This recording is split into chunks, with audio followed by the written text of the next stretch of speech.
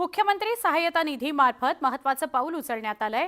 Crowd funding आणि त्रिपक्षीय सामंजस्य करारातून यापुढे उपचार होणार आहेत। राज्यातील गरीब, दुर्बल, गरजू रुग्णांना यामार्फत उपचार देण्यात येणार आहेत। कॉर्पोरेट कंपन्या, दाते, रुग्णालयांकडून सहकार्य मिळणार असून महागड्या वैद्यकीय उपचारांच्या लाभाकरता लवकरच त्रिपक्षीय करार केला जाणार आहे। उपचार खर्च 10 लाखांपेक्षा अधिक असणाऱ्यांकरता क्राउड फंडिंग केलं जाणार आहे। रुग्णांना उपचारासाठी स्वतंत्र पोर्टल मार्फत अर्ज करावा लागणार आहे।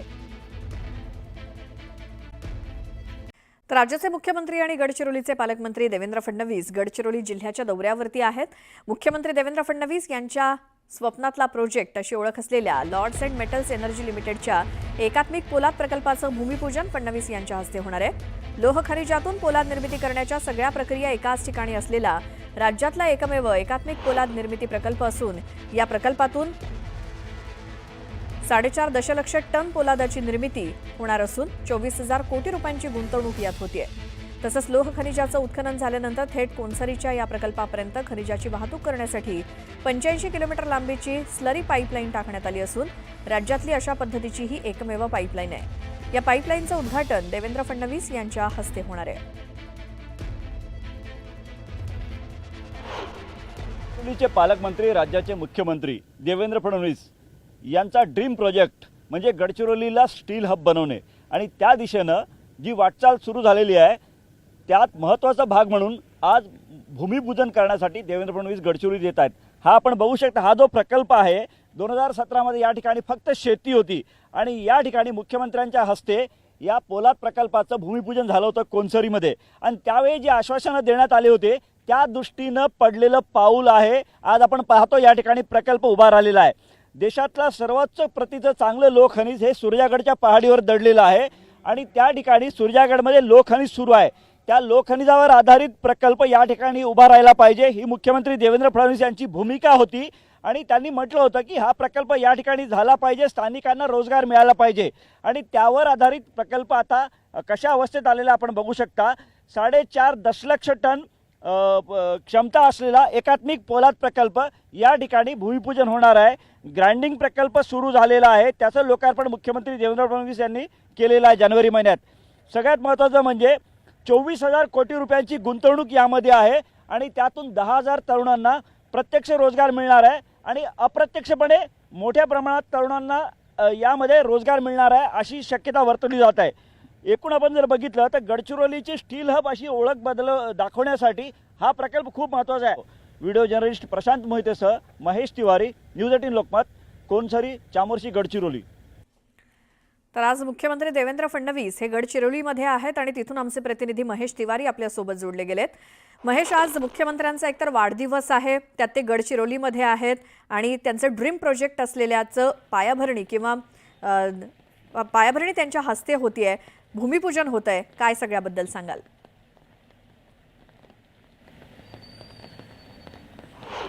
श्वेता, नक्कीच आज मुख्यमंत्री देवेंद्र फडणवीस जे गडचिरोलीचे पालकमंत्री आहेत त्यांचा वाढदिवस आहे आणि या वाढदिवसाच्या पार्श्वभूमीवर देवेंद्र फडणवीस आज गडचिरोलीत येत आहेत। सगळ्यात महत्त्वाचं म्हणजे तुम्हाला मी सांगतो की मुख्यमंत्री देवेंद्र फडणवीस यांनी एक विक्रम केला आहे, तो म्हणजे गडचिरोलीत सर्वाधिक दौरे करण्याचा मुख्यमंत्री म्हणून हा जो विक्रम आहे आजपर्यंत कुठल्याही मुख्यमंत्र्यांनी केले नाही, इतके दौरे मुख्यमंत्री देवेंद्र फडणवीस यांनी केले आहेत। त्यामुळे हा जो मुख्यमंत्र्यांचा गडचिरोलीवरचा विशेष प्रेम आहे यातून दिसून पडते आणि आज हा जो ज्या दौऱ्यानिमित्त मुख्यमंत्री येत आहेत तो खूप महत्त्वाचा दौरा आहे, कारण कोनसरी इथं लॉर्ड्स अँड मेटल्स एनर्जी लिमिटेडचा हा जो प्रकल्प आहे, एकात्मिक पोलाद निर्मिती प्रकल्प आहे, त्याचं भूमिपूजन आणि इतर लोकार्पण मुख्यमंत्री देवेंद्र फडणवीस यांच्या हस्ते होणार आहे। या ठिकाणी 4.5 दशलक्ष मेट्रिक टन पोलाद निर्मिती होणारा हा प्रकल्प आहे। सूर्यागड पहाडीवर देशातलं सर्वात चांगल्या प्रतीचं लोहखनिज आहे आणि त्याचं उत्खनन केल्यानंतर ते लोहखनिज या ठिकाणी कोनसरीमध्ये आणलं जातं। 2017 मध्ये मुख्यमंत्री देवेंद्र फडणवीस यांच्या हस्ते या कोनसरीच्या प्रकल्पाचं भूमिपूजन झालं होतं आणि त्यावेळी देवेंद्र फडणवीस यांनी स्पष्ट म्हटलं होतं की हा प्रकल्प गडचिरोली जिल्ह्याची दिशा बदलणारा प्रकल्प राहणार आहे आणि त्यामुळे हा जो प्रकल्प आहे हा मुख्यमंत्र्यांसाठी एक मोठा ड्रीम प्रोजेक्ट आहे आणि त्या दृष्टीने मुख्यमंत्र्यांनी ज्या प्रकल्पासाठी लागेल ती मदत प्रशासनाला देण्याची सूचना केली होती। आज हा प्रकल्प आकाराला आलेला आपल्याला दिसून पडत आहे गडचिरोली जिल्ह्याला स्टील हब बनवण्याच्या दृष्टीनं मुख्यमंत्र्यांनी काही गोष्टी जाहीर केल्या होत्या आणि त्या अनुसरूनच हे सगळ्या गोष्टी घडत आहेत. हा मागास जिल्हा आहे आणि या ठिकाणी खनिज संपत्ती मोठ्या प्रमाणात आहे. मात्र उद्योगविरहित जिल्हा म्हणून गडचिरोलीची ओळख आहे, ती ओळख बदलवण्याच्या दृष्टीनं मुख्यमंत्री देवेंद्र फडणवीस प्रयत्नशील आहेत आणि त्यातूनच हा कोनसरी येथील हा जो लॉयड्स अँड मेटल्सचा प्रकल्प आहे हा सुरू होत आहे. यात महत्त्वाचं म्हणजे लोहखनिज जे आहे ते अनेक ठिकाणी नेलं जातं, त्याच्या प्रक्रिया होते, त्यातून स्टीलची निर्मिती होते. या ठिकाणी मात्र लोहखनिज आणल्यानंतर होणाऱ्या सगळ्या प्रक्रिया एकाच ठिकाणी होणार आहे आणि त्यातूनच पोलादाची निर्मिती होणार आहे. दुसरं महत्त्वाचं, सुरुजागडच्या पहाडीवर जे लोहखनिज उत्खनन होतं ते वाहतुकीनं आणलं जात होतं, त्यातून अनेक गोष्टी घडत होत्या. त्यामुळे ते टाळण्यासाठी स्लरी पाईपलाईन टाकण्याचा निर्णय झाला. बिलकुल, आणि या स्लरी पाईपलाईनचं देखील भूमिपूजन होणार आहे मुख्यमंत्र्यांच्या हस्ते. धन्यवाद या सगळ्या माहितीसाठी. आणखी एक महत्त्वाची बातमी आपण बघूयात. हसन मुश्रीफ जिल्हा बँकेच्या अध्यक्षपदाचा राजीनामा देत आहेत. लवकरच ते राजीनामा देणार असल्याची माहिती मुश्रीफ यांनी सांगली इथे दिली आणि घोषणा केली. तशी मंत्रिपदाच्या कामामुळे जिल्हा बँकेला न्याय देता येत नाहीये, वेळ देता येत नाहीये, म्हणून मुलगा गोकुळचा अध्यक्ष झाल्यापासूनच मनात राजीनाम्याचा विचार आहे, असं हसन मुश्रीफ यांनी सांगितलं. वाशिमचं पालकमंत्रीपद सोडल्यानंतर आता मुश्रीफ जिल्हा बँकेचं अध्यक्षपद सुद्धा सोडणार आहेत. मंत्रिपद असल्यामुळे जिल्हा बँकेला न्याय देता येत नाहीये, म्हणून हसन मुश्रीफ जिल्हा बँकेच्या अध्यक्षपदाचा राजीनामा देत आहेत.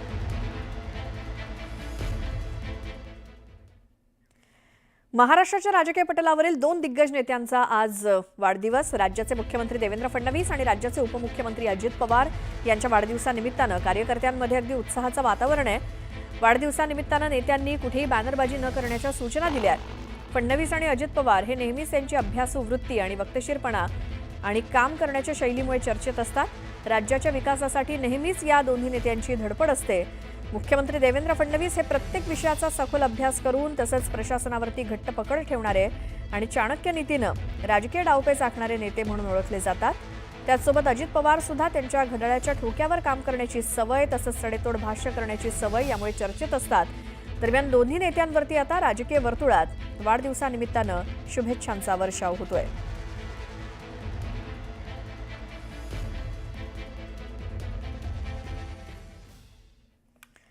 तर मुख्यमंत्री देवेंद्र फडणवीस यांचा आज वाढदिवस आहे. या निमित्तानं पंतप्रधान मोदींनी फडणवीसांना शुभेच्छा दिल्या आहेत. महाराष्ट्राचे मुख्यमंत्री देवेंद्र फडणवीस जी यांना वाढदिवसाच्या हार्दिक शुभेच्छा. ते महाराष्ट्राच्या प्रगतीसाठी आणि गरीब आणि दलितांना सक्षम करण्यासाठी अथक परिश्रम करतायत. जनतेच्या सेवेत त्यांना दीर्घ आणि निरोगी आयुष्य लाभो,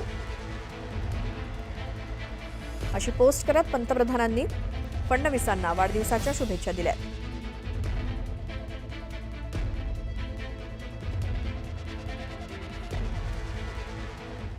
तर मुख्यमंत्री फडणवीसांसोबतच उपमुख्यमंत्री अजित पवारांचा सुद्धा आज वाढदिवस आहे. पंतप्रधान नरेंद्र मोदींनी अजित पवारांना एक्सवरून पोस्ट करत शुभेच्छा दिल्या आहेत. महाराष्ट्रामध्ये एनडीएच्या सुशासनाच्या अजेंड्याला बळकटी देण्यासाठी ते मौल्यवान योगदान देत आहेत.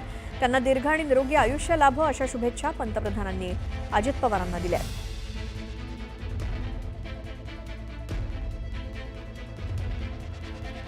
तर राज्याचे मुख्यमंत्री देवेंद्र फडणवीस यांचा आज वाढदिवस. त्यानिमित्तानं दोन्ही नेत्यांवरती म्हणजे अजित पवार आणि फडणवीस या दोघांवर राजकीय आणि सामाजिक वर्तुळातून शुभेच्छांचा वर्षाव होतोय. राज्याचे उपमुख्यमंत्री एकनाथ शिंदे यांनी देवेंद्र फडणवीस आणि अजित पवार यांना वाढदिवसाच्या शुभेच्छा दिल्या आहेत. एकनाथ शिंदे यांनी या दोघांना वाढदिवसाच्या शुभेच्छा देतानाच त्यांच्यासाठी अनेक विशेषणं वापरली आहेत. विश्वासाचा हात असू दे, मैत्रीचा सहवास असू दे, महाराष्ट्राच्या उद्धाराचा रात्रंदिन हा ध्यास असू दे, महाराष्ट्राच्या विकास यात्रेचे शिलेदार माननीय मुख्यमंत्री देवेंद्रजी फडणवीस यांना जन्मदिवसाच्या उदंड शुभेच्छा, अशा खास शुभेच्छा शिंदेंनी मुख्यमंत्र्यांना दिल्या आहेत. तर शिंदेंनी नेमकं काय ट्विट केलं आपण बघूयात. मुख्यमंत्री देवेंद्र फडणवीस यांच्या वाढदिवसाच्या निमित्तानं उपमुख्यमंत्री एकनाथ शिंदे म्हणतायत, विश्वासाचा हात असू दे, मैत्रीचा सहवास असू दे, महाराष्ट्राच्या उद्धाराचा रात्रंदिन हा ध्यास असू दे, महाराष्ट्राच्या विकास यात्रेचे शिलेदार माननीय मुख्यमंत्री देवेंद्रजी फडणवीस यांना जन्मदिनाच्या उदंड शुभेच्छा. सर्व साथीदारांना खंबीरपणे पुढे नेणारे महायुतीचे अव्वल मित्र आणि सहकारी, जनतेचा आवाज बुलंद करणारे नेते, महाराष्ट्राच्या समृद्धी यात्रेत दमदार पावलं टाकत सदैव पुढे असणारे मुख्यमंत्री, उत्तम प्रशासक, अर्थशास्त्र आणि कायद्याची जाण असलेले बुद्धिमान तसेच विजनरी नेतृत्व, अनेक गुणांचा समुच्चय असलेल्या आणि सकारात्मकतेचं मूर्तिमंत उदाहरण ठरलेल्या मित्रवर्य देवेंद्रजी यांना दीर्घ आणि आरोग्यपूर्ण आयुष्य लाभो हीच ईश्वरचरणी प्रार्थना, अशा शब्दात शुभेच्छा दिल्या आहेत उपमुख्यमंत्री एकनाथ शिंदे यांनी.